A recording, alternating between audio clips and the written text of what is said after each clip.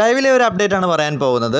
ഗബ്രി പോയതിൻ്റെ ഇഫക്റ്റ് ഇപ്പോഴും ഹൗസിനുള്ളിലുണ്ട്. അത് ഗബ്രിയെ ഇഷ്ടപ്പെടുന്നവർക്കാണ് കൂടുതലും ഉള്ളത്, നമ്മുടെ റസ്മിനും ജാസ്മിനും പോലുള്ളവർക്ക്. ലൈവിൽ ഇവര് രണ്ടുപേരും മാറിയിരിക്കുന്നതായിട്ട് കാണുന്നുണ്ട്, നമ്മുടെ ഡ്രസ്സിംഗ് റൂമിന്റെ ഭാഗത്തായിട്ടാണ്. അപ്പോൾ ഒരു സംഭവം ചോദിക്കുന്നുണ്ട് നമ്മുടെ റസ്മിൻ. ജാസ്മിന്റെ അടുത്താണ് ചോദിക്കുന്നത്, നീയും ഗബ്രിയും തമ്മിലുള്ള ആ ഒരു ഗെയിം പ്രീ പ്ലാൻ ആയിരുന്നോ എന്ന് ചോദിക്കുന്നുണ്ട്. ജാസ്മിൻ ആകെ അന്തം വിട്ട് ആകെ പെട്ടുപോയ അവസ്ഥയിലാണ്. അപ്പോൾ റസ്മിന്റെ അടുത്ത് നീ എന്ത് ഇങ്ങനെയൊക്കെ ചോദിക്കുന്ന റസ്മിനെ എന്നൊക്കെ ചോദിക്കുന്നുണ്ട്. നിനക്ക് ഇങ്ങനെയൊക്കെ എങ്ങനെ ചിന്തിക്കാൻ പറ്റിയെന്നൊക്കെ. ജാസ്മിന്റെ ഒരു ഉണ്ടല്ലോ, എന്തെങ്കിലും പെട്ടുപോയി കഴിഞ്ഞാൽ ഒരു ഓവർ ആക്ട് ചെയ്യുന്ന പരിപാടി, അതേ സംഭവം നടക്കുന്നുണ്ട്. അപ്പൊ റസ്മിൻ പറഞ്ഞു, അല്ല നിങ്ങൾ രണ്ടുപേരും അങ്ങനെയാണോ വന്നിട്ടുണ്ടായിരുന്നത്? കാരണം എനിക്കത് തോന്നി, എൻ്റെ ഉള്ളിൽ അങ്ങനെ ഒരു സംഭവം തോന്നി. എനിക്കിനി അത് ചോദിച്ചില്ലെങ്കിൽ അത് തെറ്റായി പോകുമെന്ന് എനിക്ക് തോന്നി. കാരണം 1% ഞാൻ അത് ചോദിക്കാതിരിക്കുന്നത് ശരിയല്ല എന്ന് എനിക്ക് തോന്നി. എൻ്റെ ഉള്ളിൽ ആ ഒരു കരടായിട്ട് അത് കിടക്കും, അതുകൊണ്ടാണ് ഞാൻ അത് ചോദിച്ചത് എന്നൊക്കെ പറഞ്ഞ് റസ്മിൻ അത് പറയുന്നുണ്ട്.